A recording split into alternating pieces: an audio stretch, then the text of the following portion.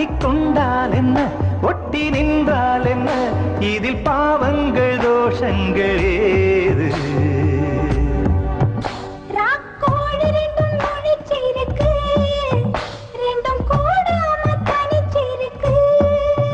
உள்நாடிதான் நெருப்பா கொதிக்க, நடுச்சாம வேளையில் வாடையடிக்க, கண் பார்வைதான் பழமாச்சிலக்க, மெதுவாவே நீ மின்னலடிக்க.